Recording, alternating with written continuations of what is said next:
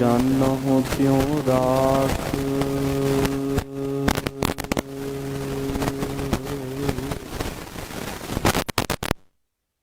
ਹਰਿ ਪ੍ਰਭ ਤੇਰਿਆ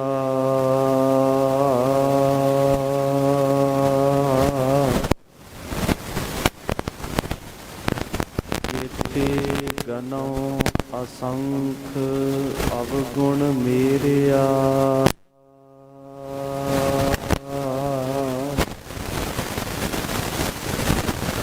ਅਸੰਖ ਅਵਗੁਣ ਖਤੇ ਫੇਰੇ।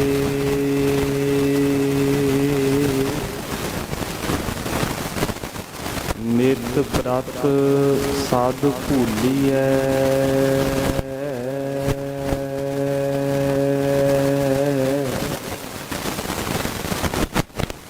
ਮੋਹ ਮਗਨ ਵਿਕਰਾਲ ਮਾਇਆ।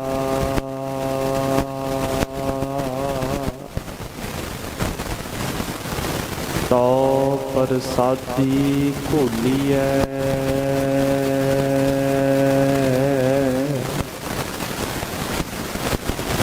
ਲੋਕ ਕਰਤ ਵਿਕਾਰ।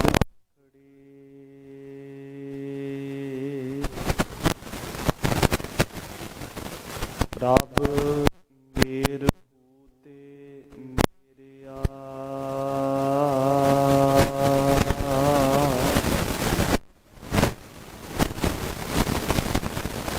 ਦਿਨਵੰਤ ਨਾਨਕ ਦਇਆ ਧਾਰਹੁ। ਕਾਢ ਭਵਜਲ ਫੇਰਿਆ।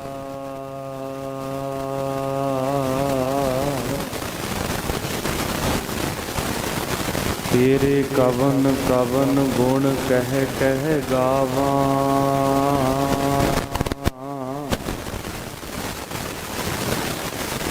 ਤੂੰ ਸਾਹਿਬ ਗੁਣੀ ਨਿਧਾਨਾ।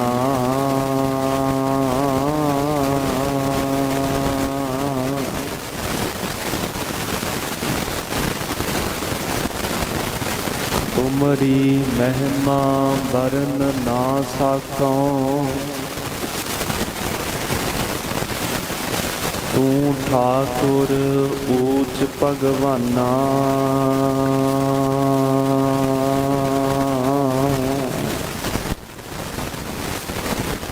ਤੁਮਰੀ ਮਹਿਮਾ ਵਰਨ ਨਾ ਸਾਕਉ।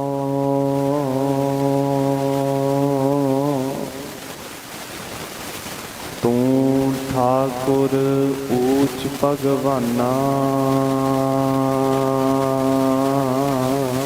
ਸਤਿਨਾਮ ਸ੍ਰੀ ਵਾਹਿਗੁਰੂ ਸਾਹਿਬ ਜੀ। ਸ੍ਰੀ ਰਾਗ ਮਹੱਲ ਪਹਿਲਾ। ਤਨ ਜਲ ਬਲ ਮਾਟੀ ਭਇਆ।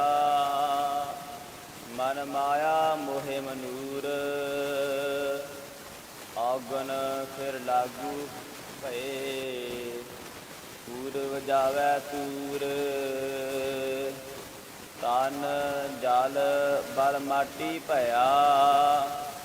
ਮਨ ਮਾਇਆ ਮੋਹਿ ਮਨੂਰ। ਔਗਣ ਫਿਰ ਲਾਗੂ ਭਏ। ਪੂਰਵ ਜਾਵੈ ਤੂਰ। ਵਾਹਿਗੁਰੂ ਜੀ ਕਾ ਖਾਲਸਾ ਵਾਹਿਗੁਰੂ ਜੀ ਕੀ ਫਤਿਹ। ਪਰਮ ਸਤਿਕਾਰਯੋਗ ਦੀਨਾ ਬੰਧੂ ਭਗਤ ਵਸ਼ਲ ਕਰੁਣਾ ਨਿਧਾਨ ਅੰਤਰਜਾਮੀ ਸਤਿਗੁਰੂ ਗਰੀਬ ਨਿਵਾਜ ਕਰੋੜਾਂ ਖੰਡਾਂ ਬ੍ਰਹਿਮੰਡਾਂ ਦੇ ਮਾਲਕ ਧੰਨ ਧੰਨ ਸ੍ਰੀ ਗੁਰੂ ਗ੍ਰੰਥ ਸਾਹਿਬ ਜੀ ਦੀ ਅਪਾਰ ਕਿਰਪਾ ਸਦਕਾ ਅੰਮ੍ਰਿਤ ਵੇਲੇ ਦੇ ਸੁੰਦਰ ਦੀਵਾਨ ਸਜੇ ਹਨ। ਸਜੇ ਹੋਏ ਦੀਵਾਨਾਂ ਅੰਦਰ ਸਤਿਗੁਰੂ ਜੀ ਨੇ ਪ੍ਰਕਾਸ਼ਮਾਨ ਹੋ ਕੇ ਦਰਸ਼ਨ ਦੀਦਾਰ ਬਖਸ਼ਿਸ਼ ਕੀਤੇ ਨੇ। ਉਪਰੰਤ ਪੰਜ ਬਾਣੀਆਂ ਦੇ ਨਿਤਨੇਮ, ਸੁਖਮਨੀ ਸਾਹਿਬ ਦੇ ਪਾਠ ਅਤੇ ਆਸਾ ਦੀ ਵਾਰ ਦਾ ਰਸ ਪਿੰਨਾ ਕੀਰਤਨ ਹੋਇਆ ਹੈ। ਸਤਿਗੁਰੂ ਜੀ ਦੀ ਅਪਾਰ ਬਖਸ਼ਿਸ਼ ਦੁਆਰਾ ਸਮਾਂ ਹੋਇਆ ਹੈ ਪਾਵਨ ਗੁਰਬਾਣੀ ਦੀ ਲੜੀਵਾਰ ਕਥਾ ਵਿਚਾਰ ਦਾ। ਆਓ ਮਨ ਚਿਤ ਬਿਰਤੀਆਂ ਇਕਾਗਰ ਕਰਕੇ ਸਤਿਗੁਰੂ ਸਾਹਿਬ ਜੀ ਦੀ ਪਾਵਨ ਬਾਣੀ ਦੀ ਵਿਚਾਰ ਨੂੰ ਸਰਵਣ ਕਰੀਏ ਜੀ। ਅੱਜ ਦਾ ਸ਼ਬਦ ਧੰਨ ਗੁਰੂ ਨਾਨਕ ਦੇਵ ਜੀ ਮਹਾਰਾਜ ਨੇ ਇੱਕ ਮਿਰਤਕ ਸਰੀਰ ਦੇ ਪਰਥਾਏ ਉਚਾਰਨ ਕੀਤਾ ਹੈ।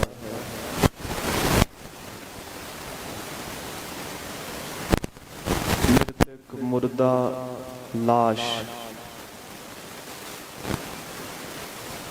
ਜਿਸ ਵਿੱਚੋਂ ਪਰਮੇਸ਼ਰ ਦੀ ਪਾਈ ਚੇਤਨ ਸੱਤਾ ਨਿਕਲ ਜਾਵੇ ਤੇ ਸਿਰਫ ਮਿੱਟੀ ਹੀ ਪਿੱਛੇ ਰਹਿ ਜਾਏ।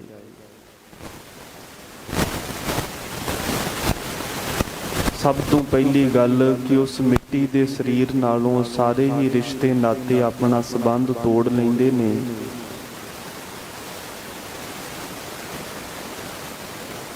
ਤੇ ਜਿਸ ਸਰੀਰ ਨੂੰ ਬੜੇ ਧਿਆਨ ਨਾਲ ਤੇ ਬਹੁਤ ਹੀ ਚੰਗੇ ਤਰੀਕੇ ਨਾਲ ਪਾਲਦਾ ਰਿਹਾ,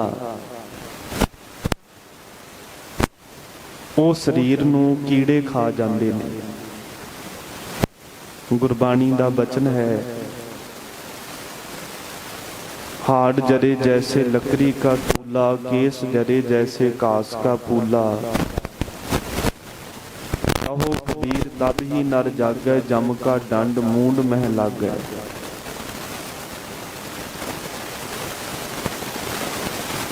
जिस सिर नूं अते जिहड़े शरीर नूं साਂਭ के रखदा सी, चंदन दीआं सुगंधियां छिड़क के अपने शरीर नूं खुशबू नाल भरदा सी।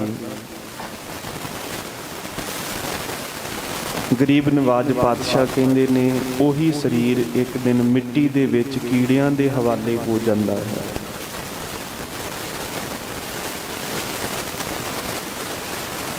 भगत फरीद साहब जी का बचन है कि मैं डरदा हुंदा सां कि जदों धरती दे उपर सिर रख के मैं खुदा दे अगे नमस्कार करांगा ते मेरी पग मैली हो जावेगी। पर मेरा झल्ला मान इस गल नूं नहीं सी समझदा कि रब अगे सिर दा ना करन नाल जिहड़ी मत मैली हो रही है वो साफ कदों होवेगी। हाँ भुलावा पग दा मैली हो जाए, गहला रूह ना जाने सिर भी मिट्टी खाए। मेरा कमला मन इस गल नूं नहीं समझदा कि एक दिन तां इस शरीर नूं भी अते सिर नूं भी मिट्टी ने कीड़ियां ने खा जाना है। अज तैनूं अपनी पग दा डर लग रहा है कि किते इह मैली ना हो जाए। तो गुरु साहब कहते जदों ही परमेश्वर की पाई चेतन सत्ता वो हंस अंदरों उडारी मार जाता है, उदों हर एक शरीर भावें बड़ा डील डौल वाला उच्चा लम्मा जवान होवे, सोहना भरवां जिहदा शरीर होवे, वो भी भाई मिट्टी हो जाता है, नकारा हो जाता है। तो सतगुरु सच्चे पातशाह महाराज अज दे पावन शब्द विच मृतक शरीर दे परथाए पावन उपदेश बख्शिश करते हैं। आओ शरधा भावना सहित सरवण करिए जी। श्री वाहिगुरु साहिब जी। श्री राग महल पहला। तन जल बल माटी भया, मन माया मोहे मनूर। श्री राग अंदर धन धन श्री गुरु नानक देव जी महाराज का पवित्र शब्द है। गरीब नवाज कहते ने तन जल बल माटी पया, शरीर सड़ बल के गोले हो के अखीर मिट्टी दे विच रल जाता है।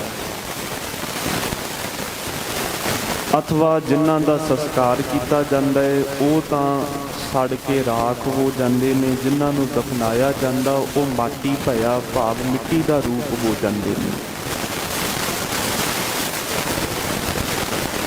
माटी स्यों माटी रली नांगा उठ जाई।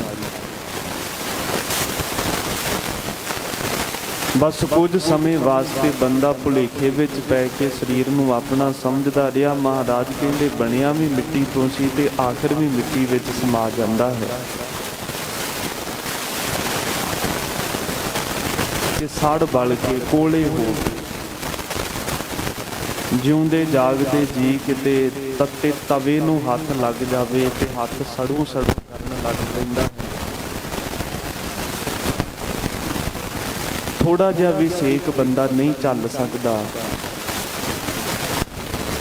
पर मौत तो बाद जिवें लकड़ां सड़ जांदियां ने इवें हड्ड सड़दे हन ते जिवें घाह सड़दा है इवें शरीर दे केस सड़ जांदे हन।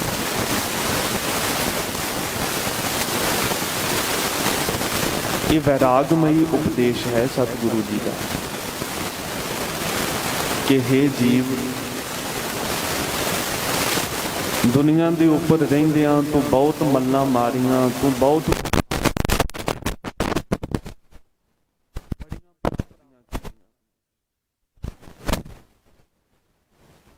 पर यह सब कुछ इत्थे ही रह जाएगा। कुछ नाल नहीं जाना। जिस शरीर नूं तू सांभ सांभ के रखदा है, जिहदा बड़ा ध्यान रखदा है, ये शरीर भी मिट्टी हो जाना है। मन माया मोहे मनूर, मन भी मनूर भाव गले सड़े लोहे वर्गा है।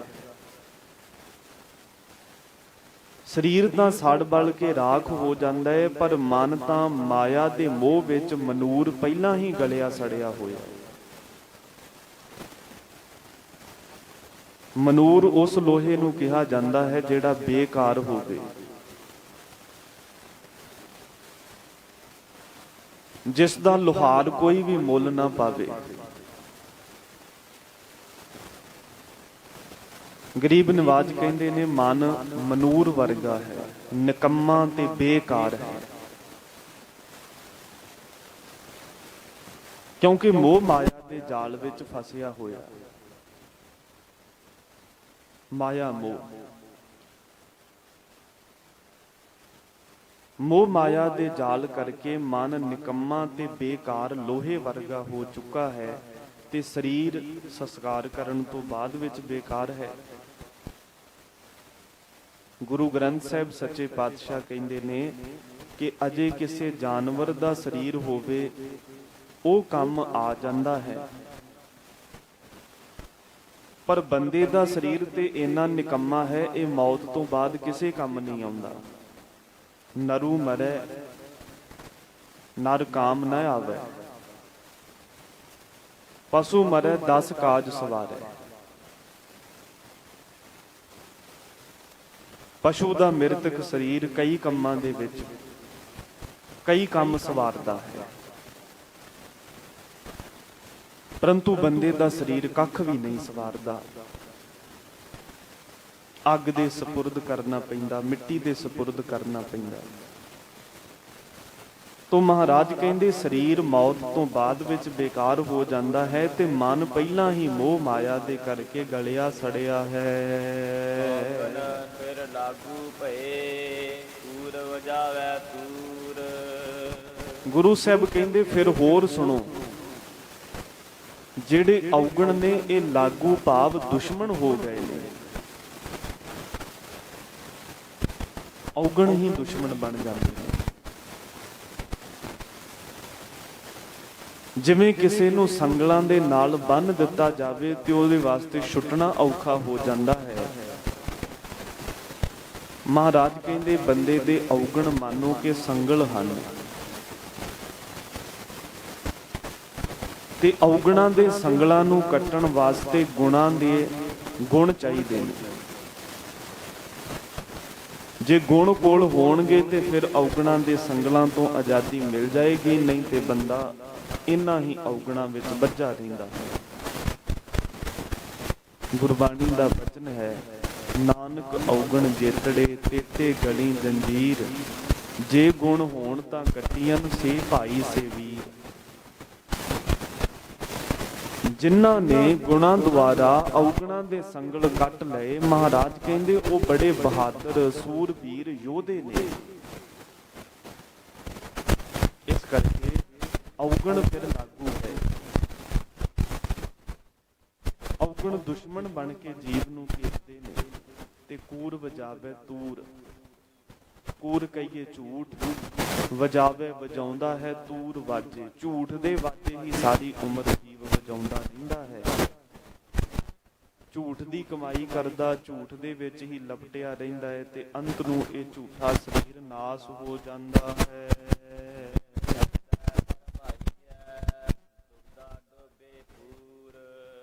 ਸ਼ਬਦ ਦੀ ਕਮਾਈ ਕਰਨ ਤੋਂ ਬਗੈਰ ਜੀਵ ਆਤਮਾ ਨੂੰ ਜੂਨਾਂ ਦੇ ਵਿੱਚ ਭਰਮਾਇਆ ਜਾਂਦਾ ਹੈ, ਭਟਕਾਇਆ ਜਾਂਦਾ ਹੈ। ਜਮ ਜਮ ਮਰੈ, ਮਰੈ ਫਿਰ ਜੰਮੈ, ਬਹੁਤ ਸਜਾਏ ਪਿਆ ਦੇਸ ਲੰਮੈ। ਜਿਨ ਕੀਤਾ ਤਿਸੈ ਨਾ ਜਾਣੀ ਅੰਦਾ, ਤਾਂ ਦੁਖ ਸਹਿ ਪ੍ਰਾਣੀਆਂ। ਵਾਰ-ਵਾਰ ਜੰਮਣ ਮਰਨ ਦੇ ਗੇੜ ਵਿੱਚ ਪੈ ਜਾਂਦਾ ਹੈ।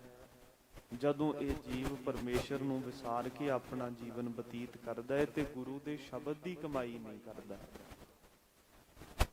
ਗੁਰੂ ਗਿਆਨ ਨੂੰ ਆਪਣੇ ਜੀਵਨ ਦਾ ਆਸਰਾ ਨਹੀਂ ਬਣਾਉਂਦਾ। ਸਾਹਿਬ ਬਖਸ਼ਿਸ਼ ਕਰਦੇ ਨੇ ਕਿ ਇਸ ਤਰ੍ਹਾਂ ਦੇ ਪੂਰਾਂ ਦੇ ਪੂਰ ਹੀ ਸਮਝੋ ਕਿ ਡੁੱਬ ਗਏ। ਬੇੜੀ ਦੇ ਵਿੱਚ ਪਾਰ ਹੋਣ ਵਾਸਤੇ ਇੱਕ ਵਾਰ ਜਿੰਨੇ ਅਸਵਾਰ, ਜਿੰਨੇ ਯਾਤਰੀ ਬੈਠਦੇ ਨੇ ਉਹਨਾਂ ਨੂੰ ਇੱਕ ਪੂਰ ਆਖਿਆ ਜਾਂਦਾ ਹੈ। ਤੇ ਹਜੂਰ ਕਹਿੰਦੇ ਨੇ ਮਾਨੋ ਕਿ ਇਸ ਸੰਸਾਰ ਦੇ ਵਿੱਚ ਪੂਰਾਂ ਦੇ ਪੂਰ ਹੀ ਡੁੱਬ ਗਏ। ਤੇ ਡੁੱਬਣ ਦੀ ਵਜ੍ਹਾ ਕੀ ਸੀ? ਦੁਬਿਧਾ, ਦੁਚਿੱਤਾਪਣ। ਇਨ ਦੁਬਿਧਾ ਘਰ ਬਹੁਤੇ ਗਾਲੇ। ਜੇ ਘਰ ਵਿੱਚ ਦੁਬਿਧਾ ਪੈ ਜਾਵੇ ਤੇ ਘਰ 'ਚ ਕੰਧਾਂ ਖੜੀਆਂ ਹੋ ਜਾਂਦੀਆਂ ਨੇ। ਜੇ ਮਨ ਅੰਦਰ ਦੁਬਿਧਾ ਪੈਦਾ ਹੋ ਜਾਵੇ ਤੇ ਮਨ 'ਚ ਖਲਬਲੀ ਮਚ ਜਾਂਦੀ ਹੈ।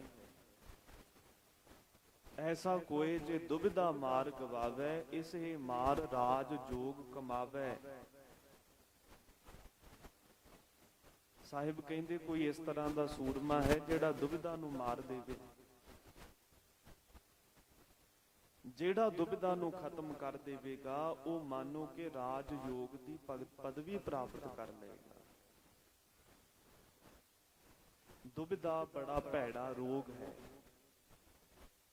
ਫਿਰ ਦੁਬਿਧਾ ਜਿਸ ਦੇ ਅੰਦਰ ਹੈ ਉਹ ਧਰਮ ਰਾਜ ਦੀ ਸਜ਼ਾ ਤੋਂ ਨਹੀਂ ਬਚ ਸਕੇਗਾ। ਜਿਸ ਨਰ ਕੀ ਦੁਬਿਧਾ ਨਾ ਜਾਏ, ਧਰਮ ਰਾਏ ਤਿਸ ਦੇਸ ਜਾਏ।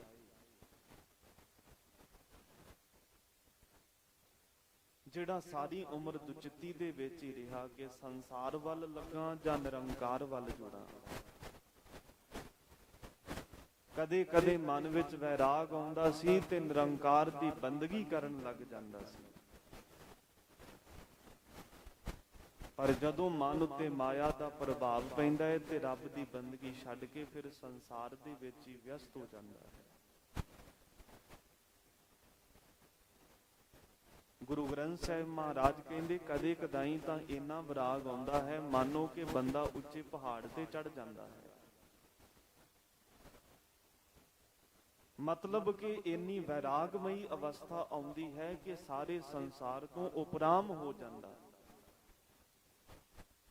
ਉਦਾਸ ਸੰਨਿਆਸੀ ਬਣ ਜਾਂਦਾ। ਪਰੰਤੂ ਕਦੇ ਕਦੇ ਮਨ ਅੰਦਰ ਇੰਨੇ ਭੈੜੇ ਖਿਆਲ ਆਉਂਦੇ ਨੇ, ਮਨ ਅੰਦਰ ਵਿਕਾਰ ਵਾਸਨਾਵਾਂ ਤੇ ਮੰਦ ਫੁਰਨ ਲੱਗਦੇ ਨੇ, ਜਿਨ੍ਹਾਂ ਕਰਕੇ ਬੰਦਾ ਡੂੰਘੀ ਖੱਡ ਵਿੱਚ ਡਿੱਗ ਜਾਂਦਾ। ਭਾਵ ਕਿ ਮਨ ਹਮੇਸ਼ਾ ਇੱਕ ਰਸ ਅਵਸਥਾ ਵਿੱਚ ਨਹੀਂ ਰਹਿੰਦਾ। ਮਨ ਸਦਾ ਹੀ ਗਿਆਨ ਅਵਸਥਾ ਵਿੱਚ ਨਹੀਂ ਰਹਿੰਦਾ। ਦੇਖੋ ਕੁਝ ਸਮੇਂ ਵਾਸਤੇ ਤਾਂ ਗਿਆਨ ਅਵਸਥਾ ਨੂੰ ਹਰ ਕੋਈ ਮਾਣਦਾ ਹੈ। ਹਰ ਇੱਕ ਨੂੰ ਗਿਆਨ ਹੋ ਜਾਂਦਾ ਹੈ ਕਿ ਸੰਸਾਰ ਅਸਤ ਹੈ, ਨਾਸਵੰਤ ਹੈ, ਮੈਂ ਇਸ ਨਾਸਵੰਤ ਸੰਸਾਰ ਦੇ ਵਿੱਚ ਨਹੀਂ ਗ੍ਰਸੇ ਜਾਣਾ। ਇਵੇਂ ਦਾ ਗਿਆਨ ਹੋ ਕੇ ਕੁਝ ਮਿੰਟਾਂ ਵਾਸਤੇ ਬੰਦੇ ਦੇ ਅੰਦਰ ਵੈਰਾਗ ਆ ਜਾਂਦਾ। ਪਰ ਦੁਬਿਧਾ ਖਹਿੜਾ ਨਹੀਂ ਛੱਡਦੀ। ਵੈਰਾਗ ਆਉਂਦਾ ਜ਼ਰੂਰ ਹੈ, ਪਰ ਕੁਝ ਹੀ ਪਲਾਂ ਵਿੱਚ ਉਹ ਗਿਆਨ ਅਵਸਥਾ ਖਤਮ ਹੋ ਜਾਂਦੀ ਹੈ ਤੇ ਆਮ ਦੁਨਿਆਵੀ ਪੱਧਰ ਤੇ ਆ ਕੇ ਬੰਦਾ ਫਿਰ ਦੁਨੀਆ ਦੇ ਵਿੱਚ ਹੀ ਵਿਚਲਿਤ ਹੋ ਜਾਂਦਾ ਹੈ। ਇਸ ਲਈ ਹਜ਼ੂਰ ਗੁਰਬਾਣੀ ਅੰਦਰ ਕਹਿੰਦੇ ਨੇ ਕਿ ਕਬਹੂ ਜੀੜਾ ਊਬ ਚੜਤ ਹੈ, ਕਬਹੂ ਜਾਏ ਪਿਆਲੇ, ਲੋਭੀ ਜੀੜਾ ਥਿਰ ਨਾ ਰਹਿਤ ਹੈ, ਚਾਰੇ ਕੁੰਡਾਂ ਭੰਨ। ਕਦੇ ਕਦੇ ਬੰਦੇ ਦਾ ਮਨ ਉੱਚੀਆਂ ਉਚਾਈਆਂ ਨੂੰ ਛੂਹ ਲੈਂਦਾ ਹੈ, ਸਿਖਰਾਂ ਤੇ ਪਹੁੰਚ ਜਾਂਦਾ ਹੈ। ਬੜਾ ਅਭਿਆਸ, ਬਹੁਤ ਗੁਰਬਾਣੀ ਦਾ ਪਠਨ ਪਾਠ ਕਰਦਾ ਹੈ, ਪਰੰਤੂ ਕਦੇ ਕਦੇ ਡੂੰਗੀ ਖੱਡ ਵਿੱਚ ਡਿੱਗ ਪੈਂਦਾ, ਵਿਕਾਰਾਂ ਵਾਸ਼ਨਾਵਾਂ ਦੀ ਅੱਗ 'ਚ ਡਿੱਗ ਜਾਂਦਾ ਹੈ। ਮਨ ਇੰਨਾ ਭਟਕਦਾ ਹੈ ਕਿ ਕਦੇ ਵੀ ਇੱਕ ਥਾਂ ਤੇ ਸਥਿਰ ਨਹੀਂ ਰਹਿੰਦਾ। ਇਸ ਲਈ ਸਾਹਿਬ ਸੱਚੇ ਪਾਤਸ਼ਾਹ ਕਹਿੰਦੇ ਇਹ ਸਾਰਾ ਭਾਂਡਾ ਕਿਹਦੇ ਸਿਰ ਭੱਜਦਾ ਹੈ? ਦੁਬਿਧਾ ਦੇ ਸਿਰ। ਇਸ ਸਾਰੇ ਦੇ ਵਿੱਚ ਦੋਸ਼ੀ ਕੌਣ ਹੈ? ਦੁਬਿਧਾ। ਇਨ ਦੁਬਿਧਾ ਘਰ ਬਹੁਤੇ ਗਾਲੇ। ਦੁਬਿਧਾ ਮਨ ਨੂੰ ਇੱਕ ਪਾਸੇ ਲੱਗਣ ਹੀ ਨਹੀਂ ਦਿੰਦੀ। ਕਿਤੇ ਵੀ ਦੁਬਿਧਾ ਹੋਵੇ, ਕਿਸੇ ਵੀ ਮਸਲੇ ਵਿੱਚ ਦੁਚਿੱਤਾਪਣ ਹੋਵੇ, ਉਹ ਮਨੁੱਖ ਨੂੰ ਜ਼ਰੂਰ ਭਟਕਾਉਂਦਾ ਹੈ। ਕਦੇ ਸੰਸਾਰ ਸੱਤ ਪ੍ਰਤੀਤ ਹੁੰਦਾ ਹੈ, ਕਦੇ ਅਸੱਤ ਪ੍ਰਤੀਤ ਹੁੰਦਾ ਹੈ। ਇਹੀ ਤਾਂ ਦੁਬਿਧਾ ਹੈ। ਕਦੇ ਮਾਇਆ ਨਾਸਵੰਤ ਲੱਗਦੀ ਹੈ, ਕਦੇ ਮਾਇਆ ਹੀ ਸਭ ਕੁਝ ਲੱਗਦੀ ਹੈ। ਬਸ ਇਸੇ ਹੀ ਦੁਬਿਧਾ ਵਿੱਚ ਮਹਾਰਾਜ ਕਹਿੰਦੇ ਪੂਰਾਂ ਦੇ ਪੂਰ ਡੁੱਬ ਗਏ। ਦੇਖੋ, ਸਮੁੰਦਰ ਦੇ ਵਿੱਚ ਕੋਈ ਇੱਕ ਬੇੜਾ ਡੁੱਬ ਜਾਵੇ ਤੇ ਸਾਰੇ ਸੰਸਾਰ ਭਰ ਦੇ ਟੀਵੀ ਚੈਨਲਾਂ ਤੇ ਉਸ ਡੁੱਬੇ ਹੋਏ ਬੇੜੇ ਦੀ ਚਰਚਾ ਕੀਤੀ ਜਾਂਦੀ ਹੈ, ਕਿਉਂਕਿ ਸਮੁੰਦਰਾਂ ਦੇ ਵਿੱਚ ਸੈਂਕੜੇ ਹਜ਼ਾਰਾਂ ਬੇੜੇ ਤੈਰਦੇ ਨੇ। ਡੁੱਬਦਾ ਤੇ ਕਦੇ ਕਦਾਈ ਕੋਈ ਇੱਕ ਅੱਧਾ ਹੈ। ਜਿੱਥੇ ਡੁੱਬਣ ਵਾਲਿਆਂ ਦੀ ਗਿਣਤੀ ਘੱਟ ਹੈ, ਉੱਥੇ ਡੁੱਬਣ ਦੀ ਖਬਰ ਬੜੀ ਵੱਡੀ ਕਰਕੇ ਸੁਣਾਈ ਜਾਂਦੀ ਹੈ। ਪਰ ਜਿਹੜੀ ਖਬਰ ਹਰ ਰੋਜ਼ ਹੀ ਵਾਪਰ ਜਾਵੇ, ਜਿਹੜੀ ਘਟਨਾ ਹਰ ਰੋਜ਼ ਵਾਪਰ ਜਾਏ, ਉਹ ਖਬਰ ਫਿਰ ਵੱਡੀ ਨਹੀਂ ਬਣਦੀ।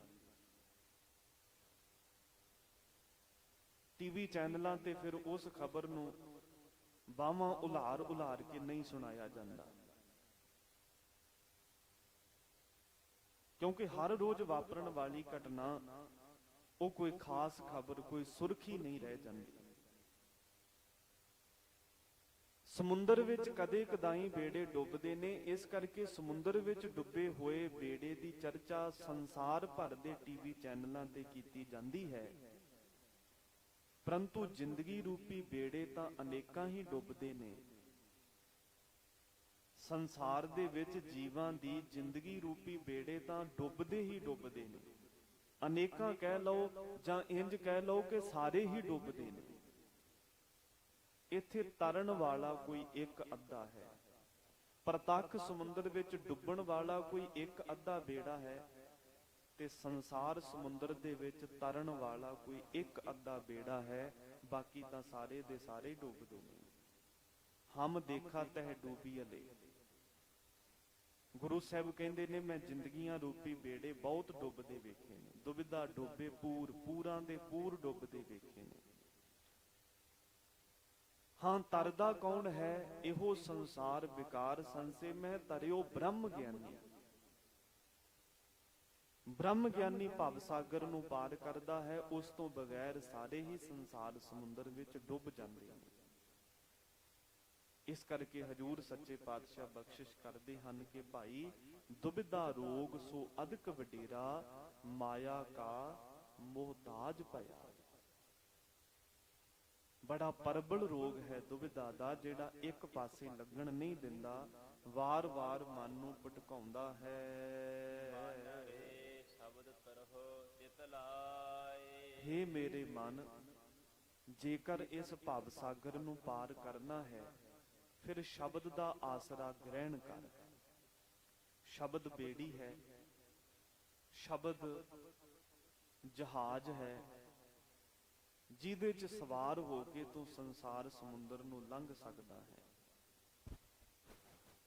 ਵਾਹਿਗੁਰੂ ਨਾਮ ਜਹਾਜ਼ ਹੈ, ਚੜ੍ਹੇ ਸੋ ਉਤਰੇ ਪਾਰ।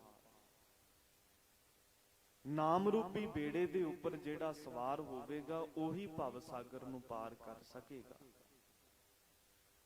ਤੋ ਸਤਿਗੁਰੂ ਸੱਚੇ ਪਾਤਸ਼ਾਹ ਮਹਾਰਾਜ ਬਖਸ਼ਿਸ਼ ਕਰਦੇ, ਮਨ ਰੇ ਸ਼ਬਦ ਤਰਹੁ ਚਿਤ ਲਾਏ। ਜਦੋਂ ਗੁਰੂ ਦੇ ਉਪਦੇਸ਼ ਨਾਲ ਤੂੰ ਆਪਣੀ ਸੁਰਤ ਨੂੰ ਜੋੜ ਲਵੇਂਗਾ, ਹਰ ਵੇਲੇ ਤੇਰੇ ਮਨ ਅੰਦਰ ਇਹ ਖਿਆਲ ਪੈਦਾ ਹੋਣ ਲੱਗ ਪੈਣਗੇ ਕਿ ਜੋ ਮੈਂ ਕਰ ਰਿਹਾ ਹਾਂ, ਮੇਰੇ ਗੁਰੂ ਦੀ ਮੈਨੂੰ ਇਹ ਆਗਿਆ ਨਹੀਂ ਹੈ। ਜਿਹੜੇ ਕੰਮ ਮੈਂ ਕਰਦਾ, ਮੇਰੇ ਗੁਰੂ ਨੇ ਇਹਨਾਂ ਕੰਮਾਂ ਤੋਂ ਮੈਨੂੰ ਵਰਜਿਆ ਹੈ ਤੇ ਇਹੋ ਜਿਹੇ ਸ਼ੁਭ ਕਰਮ ਕਰਨ ਦੀ ਆਗਿਆ ਦਿੱਤੀ ਹੈ। ਜਦੋਂ ਬਾਰ-ਬਾਰ ਇੰਜ ਸੋਚਣ ਲੱਗ ਪਵੇਂਗਾ, ਤੇਰੀ ਸੁਰਤ ਗੁਰੂ ਦੇ ਉਪਦੇਸ਼ ਨਾਲ ਜੁੜ ਜਾਵੇਗੀ। ਗੁਰੂ ਸਾਹਿਬ ਕਹਿੰਦੇ ਫਿਰ ਭਵ ਸਾਗਰ ਚੋਂ ਪਾਰ ਵੀ ਲੰਘ ਜਾਏਗਾ। ਫਿਰ ਕੋਈ ਇੰਨਾ ਔਖਾ ਵੀ ਨਹੀਂ ਸਮੁੰਦਰ ਨੂੰ ਤੈਰਨਾ। ਜਿਵੇਂ ਵੱਛੇ ਦੀ ਪੈੜ ਨੂੰ ਇੱਕੇ ਲਾਂਘ ਦੇ ਨਾਲ ਟੱਪ ਜਾਈਦਾ ਹੈ, ਐਵੇਂ ਰੱਬ ਦੇ ਪਿਆਰੇ ਸੰਸਾਰ ਸਮੁੰਦਰ ਨੂੰ ਇੱਕੋ ਹੀ ਲਾਂਘ ਨਾਲ ਟੱਪ ਜਾਂਦੇ ਹਨ। ਸਾਗਰ ਤਰੀਐ ਬਾਛਰ ਖੋਜ, ਖੇਦ ਨਾ ਪਾਇਓ ਨਹਿ ਪੁਨ ਰੋਜ। ਜਿਵੇਂ ਵੱਛੇ ਦੀ ਪੈੜ ਟੱਪ ਜਾਈਦੀ ਹੈ ਜਾਂ ਇੱਕ ਖਾਲ ਨੂੰ ਟੱਪ ਜਾਈਦਾ ਹੈ, ਐਵੇਂ ਹੀ ਭਾਈ ਪਰਮੇਸ਼ਰ ਦੇ ਪਿਆਰੇ ਸੰਸਾਰ ਸਮੁੰਦਰ ਨੂੰ ਪਾਰ ਕਰ ਜਾਂਦੇ ਹਨ। ਉਹਨਾਂ ਵਾਸਤੇ ਕੋਈ ਔਖੀ ਗੱਲ ਨਹੀਂ ਹੈ। ਸ਼ਬਦ ਤਰਹੁ ਚਿਤ ਲਾਏ, ਪਰ ਆਸਰਾ ਸ਼ਬਦ ਦਾ ਗ੍ਰਹਿਣ ਕਰਨਾ ਪਵੇਗਾ। ਪੂਜਾ ਅਕਾਲ ਕੀ, ਪਰਚਾ ਸ਼ਬਦ ਕਾ, ਦੀਦਾਰ ਖਾਲਸੇ ਕਾ।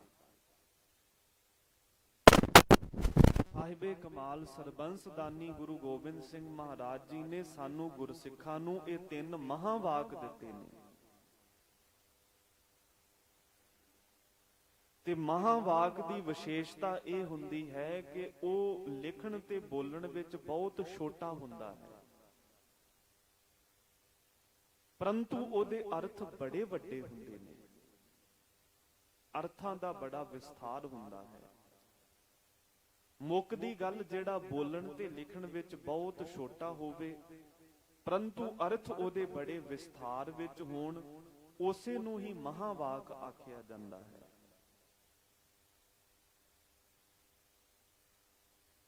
ਪੂਜਾ ਅਕਾਲ ਕੀ, ਬੋਲਣ ਵਿੱਚ ਇਹ ਸ਼ਬਦ ਬੜਾ ਛੋਟਾ ਹੈ, ਪਰੰਤੂ ਇਹ ਗੁਰੂ ਸਾਹਿਬ ਦਾ ਉਚਾਰਿਆ ਮਹਾਵਾਕਿਆ ਹੈ, ਜਿਹਦੀ ਵਿਆਖਿਆ ਬੜੀ ਲੰਬੀ ਹੈ। ਜਿਵੇਂ ਵੇਦਾਂ ਦੇ ਵਿੱਚ 4 ਮਹਾਵਾਕ ਨੇ। ਇੱਕ ਮਹਾਵਾਕ ਅਹੰ ਬ੍ਰਹਮ ਅਸਮੀ, ਬੋਲਣ ਤੇ ਲਿਖਣ ਵਿੱਚ ਬੜਾ ਛੋਟਾ ਹੈ। ਇੱਕੋ ਵਾਰ ਸੁਣਨ ਨਾਲ ਹੀ ਬੰਦੇ ਨੂੰ ਯਾਦ ਹੋ ਜਾਂਦਾ ਹੈ, ਪਰ ਇਹਦੀ ਵਿਆਖਿਆ ਬੜੀ ਲੰਬੀ ਹੈ। ਇਹਦੀ ਵਿਆਖਿਆ ਕਰਦੇ ਕਰਦੇ ਰਿਸ਼ੀਆਂ ਮੁਨੀਆਂ ਨੇ ਇੱਥੋਂ ਤੱਕ ਕਹਿ ਦਿੱਤਾ ਕਿ ਸਾਡੀ ਉਮਰ ਤਾਂ ਬੀਤ ਗਈ, ਪਰ ਅਸੀਂ ਵੇਦ ਦੇ ਮਹਾਵਾਕ ਦੀ ਵਿਆਖਿਆ ਨਹੀਂ ਕਰ ਸਕੇ। ਇਵੇਂ ਹੀ ਗੁਰੂ ਸਾਹਿਬ ਨੇ ਇਹ 3 ਮਹਾਵਾਕ ਸਾਨੂੰ ਦਿੱਤੇ ਨੇ। ਪੂਜਾ ਅਕਾਲ ਕੀ, ਪਰਚਾ ਸ਼ਬਦ ਕਾ, ਦੀਦਾਰ ਖਾਲਸੇ ਕਾ। ਮਹਾਰਾਜ ਕਹਿੰਦੇ ਜਿਹੜਾ ਸ਼ਬਦ ਦਾ ਪਰਚਾ ਪਾਵੇਗਾ, ਜਿਸ ਦਾ ਮਨ ਸ਼ਬਦ ਵਿੱਚ ਪਰਚਦਾ ਹੈ, ਉਹੀ ਅਕਾਲ ਪੁਰਖ ਵਾਹਿਗੁਰੂ ਦੀਆਂ ਖੁਸ਼ੀਆਂ ਪ੍ਰਾਪਤ ਕਰ ਸਕਦਾ ਹੈ। ਤੋ ਸਤਿਗੁਰੂ ਸੱਚੇ ਪਾਤਸ਼ਾਹ ਬਖਸ਼ਿਸ਼ ਕਰਦੇ ਹਨ, ਮਨ ਰੇ ਸ਼ਬਦ ਤਰਹੁ ਚਿਤ ਲਾਏ। ਤਰ ਜਾਵੇਂਗਾ ਸੰਸਾਰ ਸਮੁੰਦਰ ਨੂੰ, ਪਰ ਸ਼ਰਤ ਇਹ ਹੈ ਕਿ ਸ਼ਬਦ ਵਿੱਚ, ਗੁਰਾਂ ਦੇ ਉਪਦੇਸ਼ ਵਿੱਚ ਮਨ ਜੋੜਨਾ ਕਰ। ਜਿਨ ਗੁਰਮੁਖ ਨਾਮ ਨਾ ਬੂਝਿਆ, ਮਰ ਜਨਮੈ ਆਵੈ ਜਾਏ। ਜਿਨ੍ਹਾਂ ਨਾਸਤਕਾਂ ਨੇ ਮੁਖੀ ਗੁਰਾਂ ਦੇ ਉਪਦੇਸ਼ ਨੂੰ ਨਹੀਂ ਸਮਝਿਆ, ਗੁਰੂ ਦੇ ਸ਼ਬਦ ਨੂੰ ਜਿਨ੍ਹਾਂ ਨਹੀਂ ਬੁੱਝਿਆ, ਭਾਵ ਜਾਣਿਆ, ਮਰ ਜਨਮੈ ਆਵੈ ਜਾਏ। ਉਹ ਵਾਰ-ਵਾਰ ਜਨਮਦੇ ਨੇ, ਵਾਰ-ਵਾਰ ਮਰਦੇ ਨੇ ਤੇ ਸੰਸਾਰ ਦੇ ਉੱਪਰ ਐਵੇਂ ਹੀ ਭਰਮਦੇ ਰਹਿੰਦੇ ਹਨ। ਵਿਸ਼ਰਾਮ ਦੇ ਕੇ ਬਖਸ਼ਿਸ਼ ਕਰਦੇ ਹਨ ਜੀ। ਤਨ ਸੂਚਾ ਸੋ ਆਖੀਐ, ਜਿਸ ਮਹਿ ਸਾਚਾ ਨਾਉ। ਸਾਹਿਬ ਸ੍ਰੀ ਗੁਰੂ ਨਾਨਕ ਦੇਵ ਜੀ ਮਹਾਰਾਜ ਕਹਿੰਦੇ ਹਨ ਕਿ ਉਹੀ ਸਰੀਰ ਸੁੱਚਾ ਸਮਝੋ, ਜਾਂ ਉਸੇ ਸਰੀਰ ਨੂੰ ਹੀ ਪਵਿੱਤਰ ਆਖਣਾ ਚਾਹੀਦਾ ਹੈ ਜਿਸ ਸਰੀਰ ਦੇ ਵਿੱਚ ਸੱਚੇ ਅਕਾਲ ਪੁਰਖ ਦਾ ਨਾਮ ਵਸਦਾ ਹੈ। ਦੇਖੋ, ਸੁੱਚਾ ਹੋਣ ਵਾਸਤੇ ਬੰਦਾ 68 ਤੀਰਥਾਂ ਦਾ ਇਸ਼ਨਾਨ ਕਰਦਾ ਸੀ। ਸੁੱਚਾ ਹੋਣ ਵਾਸਤੇ ਪੋਹ ਮਾਘ ਦੇ ਦਿਨਾਂ ਵਿੱਚ ਜਲ ਧਾਰੇ ਕਰਵਾਉਂਦਾ ਸੀ। ਸੁੱਚਾ ਹੋਣ ਵਾਸਤੇ 101 ਕੁਰਲੀ ਕਰਦਾ ਸੀ। ਸੁੱਚਾ ਹੋਣ ਵਾਸਤੇ ਮਾਘ ਦੀ ਸੰਗਰਾਂਦ ਤੇ ਇਲਾਹਾਬਾਦ ਵਿੱਚ ਜਾ ਕੇ ਪ੍ਰਯਾਗ ਤੀਰਥ ਦਾ ਇਸ਼ਨਾਨ ਕਰਦਾ ਸੀ। ਪਰੰਤੂ ਗਰੀਬ ਨਵਾਜ ਪਾਤਸ਼ਾਹ ਕਹਿੰਦੇ ਨੇ ਕਿ ਤੀਰਥ ਇਸ਼ਨਾਨ ਨਾਲ ਕਦੇ ਬੰਦਾ ਸੁੱਚਾ ਨਹੀਂ ਜੇ ਹੁੰਦਾ। ਤੀਰਥ ਇਸ਼ਨਾਨ ਦੇ ਨਾਲ ਮਨੁੱਖ ਪਵਿੱਤਰ ਨਹੀਂ ਹੋ ਸਕਦਾ। ਪਵਿੱਤਰ ਹੋਵੇਗਾ ਜਦੋਂ ਅਕਾਲ ਪੁਰਖ ਦੇ ਨਾਮ ਨੂੰ ਹਿਰਦੇ ਵਿੱਚ ਵਸਾਵੇਗਾ। ਤਨ ਸੁੱਚਾ ਸੋ ਆਖੀਐ, ਉਹੀ ਸਰੀਰ ਸੁੱਚਾ ਆਖੋ, ਭਾਵ ਉਸੇ ਨੂੰ ਸੁੱਚਾ ਸਮਝੋ। ਉਸੇ ਸਰੀਰ ਨੂੰ ਪਵਿੱਤਰ ਜਾਣੋ ਜਿਸ ਮਹਿ ਸਾਚਾ ਨਾਉ, ਜਿਸ ਵਿੱਚ ਸੱਚੇ ਅਕਾਲ ਪੁਰਖ ਦਾ ਨਾਮ ਵਸਦਾ ਹੈ। ਇਸ ਕਰਕੇ ਸਾਹਿਬ ਦੀ ਬਾਣੀ ਦਾ ਪਵਿੱਤਰ ਬਚਨ ਹੈ ਕਿ ਸੂਚੇ ਇਹ ਨਾ ਆਖੀਐਨ, ਬਹਿਨ ਜੇ ਪਿੰਡਾ ਧੋਏ, ਸੂਚੇ ਸੇਈ ਨਾਨਕਾ, ਜਿਨ ਮਨ ਵਸਿਆ ਸੋਏ। ਪਿੰਡੇ ਨੂੰ ਧੋ ਲੈਣਾ ਸੁੱਚਮਤਾ ਨਹੀਂ ਹੈ। ਇਸ ਤਰ੍ਹਾਂ ਦੀ ਸੁੱਚਮਤਾ ਸੈਂਕੜੇ ਵਾਰ ਵੀ ਬੰਦਾ ਕਰ ਲਵੇ ਤਾਂ ਵੀ ਨਹੀਂ ਸੁੱਚਾ ਹੋ ਸਕਦਾ। ਸੋਚੈ ਸੋਚ ਨਾ ਹੋਵਈ, ਸੋਚੈ ਭਾਵ ਸੁੱਚਮਤਾ ਕਰਨ ਨਾਲ, ਸੁੱਚਮਤਾ ਰੱਖਣ ਨਾਲ। ਪਹਿਲੇ ਸੋਚੈ ਦਾ ਅਰਥ ਹੈ ਕਿ ਸੁੱਚਮਤਾ ਰੱਖਣ ਨਾਲ। ਸੋਚ ਨਾ ਹੋਵਈ, ਸੁੱਚਮਤਾ ਹੋ ਨਹੀਂ ਸਕਦੀ, ਪਵਿੱਤਰਤਾ ਨਹੀਂ ਹੋ ਸਕਦੀ। ਜੇ ਸੋਚੀ ਲੱਖ ਵਾਰ, ਜੇਕਰ ਇਵੇਂ ਦੀ ਸੁੱਚਮਤਾ ਬੰਦਾ ਲੱਖਾਂ ਵਾਰ ਵੀ ਰੱਖ ਲਵੇ ਤਾਂ ਵੀ ਇਹ ਸਰੀਰ ਪਵਿੱਤਰ ਨਹੀਂ ਹੋ ਸਕਦਾ। ਇਹ ਸਰੀਰ ਤਦੇ ਹੀ ਪਵਿੱਤਰ ਹੋਵੇਗਾ ਜਦੋਂ ਇਹਦੇ ਵਿੱਚ ਪਵਿੱਤਰ ਨਾਮ ਵਸ ਜਾਵੇਗਾ। ਗੁਰੂ ਨਾਨਕ ਸਾਹਿਬ ਮਹਾਰਾਜ ਪਾਤਸ਼ਾਹ ਕਹਿੰਦੇ ਇਹ ਸਭ ਤੋਂ ਸਪਸ਼ਟ ਗੱਲ ਹੈ ਕਿ ਪਾਣੀ ਨਾਲ ਧੋਤਿਆਂ ਸਰੀਰ ਦੀ ਮੈਲ ਲੱਥ ਸਕਦੀ ਹੈ, ਪਰ ਜਦੋਂ ਨਾਮ ਦਾ ਜਲ ਛਿੜਕਾਂਗੇ ਆਪਣੇ ਹਿਰਦੇ ਵਿੱਚ, ਨਾਮ ਦੇ ਜਲ ਨਾਲ ਮਨ ਦੀ ਮੈਲ ਵੀ ਲੱਥ ਜਾਂਦੀ ਹੈ। ਪਾਣੀ ਪਿਆਸ ਬੁਝਾਉਣ ਦੇ ਕੰਮ ਆਉਂਦਾ ਹੈ ਤੇ ਸਰੀਰ ਦੀ ਮੈਲ ਲਾਉਣ ਦੇ ਕੰਮ ਆਉਂਦਾ ਹੈ। ਨਹੀਂ ਤਾਂ ਪਾਣੀ ਮਨ ਨੂੰ ਪਵਿੱਤਰ ਨਹੀਂ ਕਰ ਸਕਦਾ। ਪਵਿੱਤਰਤਾ ਪਰਮੇਸ਼ਰ ਦੇ ਨਾਮ ਵਿੱਚ ਹੈ। ਸਚ ਰਾਤੀ ਦੇਹੁਰੀ, ਜਿਹਵਾ ਸਚ ਸੁਆਵ। ਅਤੇ ਜਿਹੜੀ ਦੇਹੁਰੀ ਭਾਵ ਜਿਹੜਾ ਸਰੀਰ ਪਰਮੇਸ਼ਰ ਦੇ ਸੱਚੇ ਭੈ ਵਿੱਚ ਰੰਗਿਆ ਹੈ, ਜਿਹੜਾ ਜੀਵ ਵਾਹਿਗੁਰੂ ਦੇ ਭੈ ਵਿੱਚ ਸਦਾ ਹੀ ਮਸਤ ਰਹਿੰਦਾ ਹੈ, ਤੇ ਜਿਹਵਾ ਸੱਚ ਸੁਆਓ, ਆਪਣੀ ਜ਼ਬਾਨ ਨਾਲ, ਰਸਨਾ ਨਾਲ ਸੱਚੇ ਪਰਮਾਤਮਾ ਦੇ ਨਾਮ ਨੂੰ, ਰਸ ਨੂੰ ਮਾਣਦਾ ਹੈ। ਸੱਚੀ ਨਦਰ ਨਿਹਾਲੀਐ, ਬਹੁੜ ਨਾ ਪਾਵੈ ਤਾਉ। ਫਿਰ ਸੱਚੀ ਨਦਰ, ਪਰਮੇਸ਼ਰ ਉਹਦੇ ਤੇ ਕਿਰਪਾ ਦ੍ਰਿਸ਼ਟੀ ਨਾਲ ਵੇਖਦਾ ਹੈ, ਤੇ ਜਿਸ ਦੇ ਉੱਪਰ ਵਾਹਿਗੁਰੂ ਦੀ ਸੱਚੀ ਨਦਰ ਭਾਵ ਕਿਰਪਾ ਦ੍ਰਿਸ਼ਟੀ ਹੋ ਜਾਵੇ, ਨਿਹਾਲੀਐ, ਜਿਸ ਨੂੰ ਰੱਬ ਕਿਰਪਾ ਦ੍ਰਿਸ਼ਟੀ ਨਾਲ ਵੇਖ ਲਵੇ, ਤੇ ਬਹੁੜ ਨਾ ਪਾਵੈ ਤਾਉ। ਤਾਉ ਦਾ ਅਰਥ ਹੈ ਤਪਸ਼। ਫਿਰ ਉਹ ਮਾਤਾ ਦੇ ਗਰਭ ਰੂਪੀ ਤਪਸ਼ ਦੇ ਵਿੱਚ ਨਹੀਂ ਪਾਇਆ ਜਾਂਦਾ।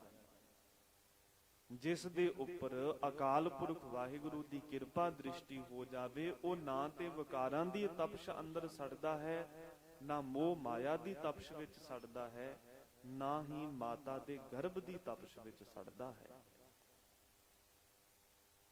ਇਹ ਅਕਾਲ ਪੁਰਖ ਦੀ ਕਿਰਪਾ ਦ੍ਰਿਸ਼ਟੀ ਦੀ ਬੜੀ ਭਾਰੀ ਬਖਸ਼ਿਸ਼ ਹੈ। ਤੋ ਮਹਾਰਾਜ ਇਸ ਕਰਕੇ ਕਹਿੰਦੇ ਨੇ, ਭਾਈ ਜਿਨ੍ਹਾਂ ਦਾ ਮਨ, ਜਿਨ੍ਹਾਂ ਦਾ ਜਿਹੜੇ ਸਰੀਰ ਸੱਚੇ ਭੈ ਵਿੱਚ ਰੰਗੇ ਗਏ ਅਤੇ ਰਸਨਾ ਦੁਆਰਾ ਜਿਨ੍ਹਾਂ ਸੱਚੇ ਨਾਮ ਦੇ ਰਸ ਨੂੰ ਮਾਣ ਲਿਆ, ਉਹ ਵਿਕਾਰਾਂ ਦੀ ਤਪਸ਼ ਤੋਂ ਤੇ ਮਾਤਾ ਦੇ ਗਰਭ ਦੀ ਅਗਨੀ ਤੋਂ ਬਚ ਜਾਣਗੇ। ਸਾਚੇ ਤੇ ਪਵਨਾ ਭਇਆ, ਪਵਨੈ ਤੇ ਜਲ ਹੋਏ। ਸਤਿਗੁਰੂ ਮਹਾਰਾਜ ਜੀ ਦੇ ਚਰਨਾਂ ਵਿੱਚ ਗੁਰਸਿੱਖਾਂ ਨੇ ਬੇਨਤੀ ਕੀਤੀ, ਸਤਿਗੁਰੂ ਜੀ ਇਹ ਸ੍ਰਿਸ਼ਟੀ ਦੀ ਉਤਪਤੀ ਕਿਵੇਂ ਹੋਈ ਹੈ? ਤੇ ਮਹਾਰਾਜ ਕਹਿੰਦੇ ਸਾਚੇ ਤੇ ਪਵਨਾ ਪਿਆ। ਸਭ ਤੋਂ ਪਹਿਲਾਂ ਸੱਚੇ ਅਕਾਲ ਪੁਰਖ ਵਾਹਿਗੁਰੂ ਤੋਂ ਆਕਾਸ਼ ਪੈਦਾ ਹੋਇਆ। ਜਦੋਂ ਚੇਤਨ ਦਾ ਆਭਾਸ ਮਾਇਆ ਦੇ ਵਿੱਚ ਪਿਆ ਤੇ ਉਹਦੇ ਤੋਂ ਸਤੋ ਗੁਣੀ ਅੰਸ਼ ਸਤੋਮਈ ਅੰਸ਼ ਪੈਦਾ ਹੋਇਆ। ਤੇ ਸਤੋ ਅੰਸ਼ ਭੂਤਨ ਕੀ ਜੋ ਹੈ ਤਾਂ ਤੇ ਅੰਤਹਿਕਰਨ ਭਇਓ ਹੈ। ਉਹਦੇ ਤੋਂ ਅੰਤਸ਼ਕਰਨ ਜਿਹੜਾ ਪੰਜ ਸੂਖਮ ਤੱਤਾਂ ਦਾ ਬਣਿਆ ਹੈ। ਇਵੇਂ ਅਕਾਲ ਪੁਰਖ ਵਾਹਿਗੁਰੂ ਨੇ ਇੱਕ ਤੋਂ ਦੂਸਰਾ, ਦੂਸਰੇ ਤੋਂ ਤੀਸਰਾ, ਤੀਸਰੇ ਤੋਂ ਚੌਥਾ, ਚੌਥੇ ਤੋਂ ਪੰਜਵਾਂ, ਪੰਜ ਤੱਤ ਪੈਦਾ ਕਰਕੇ ਪੰਜਾਂ ਤੱਤਾਂ ਦੀ ਸ੍ਰਿਸ਼ਟੀ ਪੈਦਾ ਕੀਤੀ ਹੈ। ਸਭ ਤੋਂ ਪਹਿਲਾਂ ਅਕਾਲ ਪੁਰਖ ਨੇ ਆਕਾਸ਼, ਆਕਾਸ਼ ਤੋਂ ਬਾਅਦ ਹਵਾ, ਹਵਾ ਤੋਂ ਬਾਅਦ ਅਗਨੀ, ਫਿਰ ਪਾਣੀ ਤੇ ਧਰਤੀ। ਇਹ ਪੰਜ ਤੱਤ ਵਾਰੋ ਵਾਰੀ ਬਣਾ ਕੇ ਤੇ ਫਿਰ ਪੰਜ ਅਸਥੂਲ ਤੱਤਾਂ ਦਾ ਬੰਦੇ ਦਾ ਸਰੀਰ ਬਣਾਇਆ। ਤੋ ਗੁਰੂ ਸਾਹਿਬ ਕਹਿੰਦੇ ਸਾਚੇ ਤੇ ਪਵਨਾ ਪਿਆ। ਸੱਚੇ ਅਕਾਲ ਪੁਰਖ ਵਾਹਿਗੁਰੂ ਤੋਂ ਆਕਾਸ਼ ਅਤੇ ਹਵਾ ਦੋ ਤੱਤ ਪੈਦਾ ਹੋਏ, ਪਵਨੈ ਤੇ ਜਲ ਹੋਏ। ਫਿਰ ਉਸ ਪਵਨ ਹਵਾ ਤੋਂ ਪਾਣੀ ਦਾ ਤੱਤ ਪੈਦਾ ਕੀਤਾ।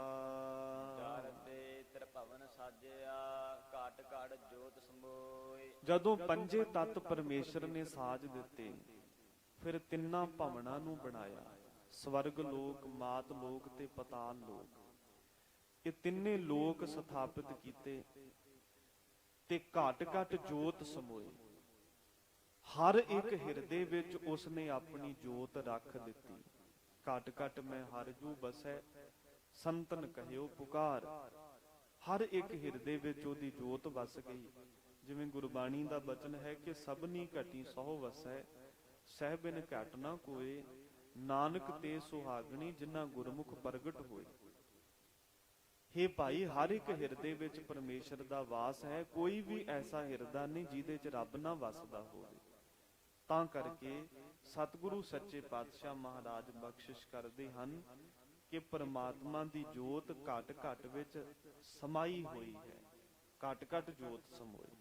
ਤੇ ਇਹਨਾਂ ਪੰਜਾਂ ਤੱਤਾਂ ਤੋਂ ਪਰਮੇਸ਼ਰ ਨੇ ਸ੍ਰਿਸ਼ਟੀ ਦੀ ਉਤਪਤੀ ਕੀਤੀ ਹੈ।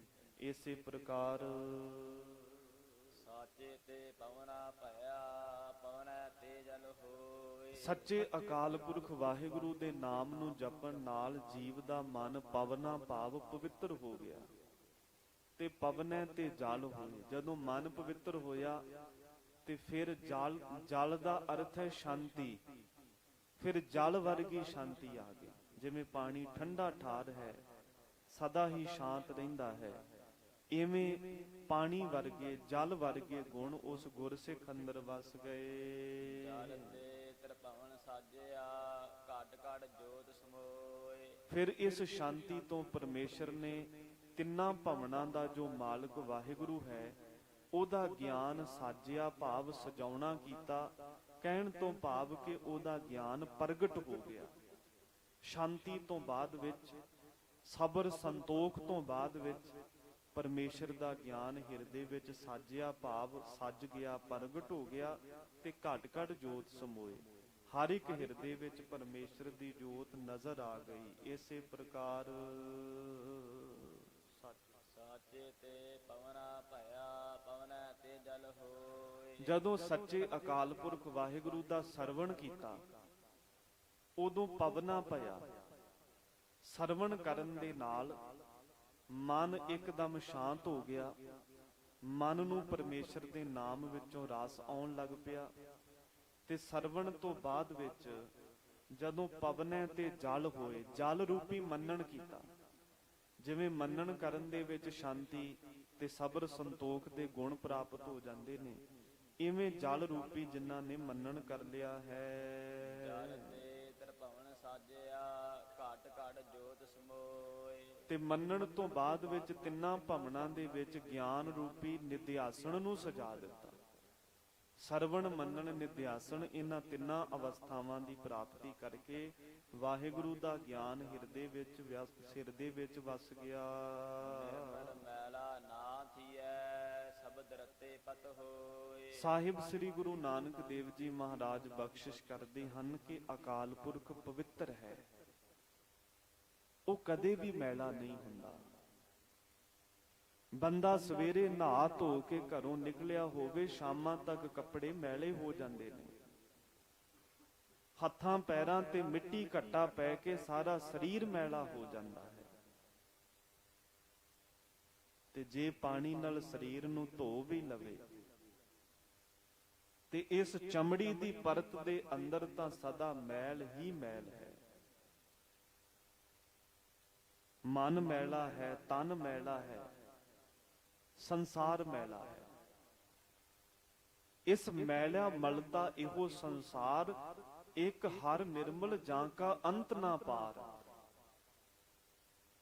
ਸੰਸਾਰ ਮੈਲਾ ਹੈ ਤੇ ਮੈਲੇ ਤੋਂ ਵੀ ਮੈਲਾ ਹੈ, ਮਲੀਨ ਤੋਂ ਵੀ ਮਲੀਨ ਹੈ। ਨਿਰਮਲ ਹੈ ਸਿਰਫ ਪਰਮੇਸ਼ਰ ਦਾ ਨਾਮ, ਇੱਕ ਹਰ ਨਿਰਮਲ ਜਾਂ ਕਾ ਅੰਤ ਨਾ ਪਾਰ। ਗੁਰੂ ਸਾਹਿਬ ਕਹਿੰਦੇ ਕਿੰਨੀ ਗਜ਼ਬ ਦੀ ਗੱਲ ਹੈ।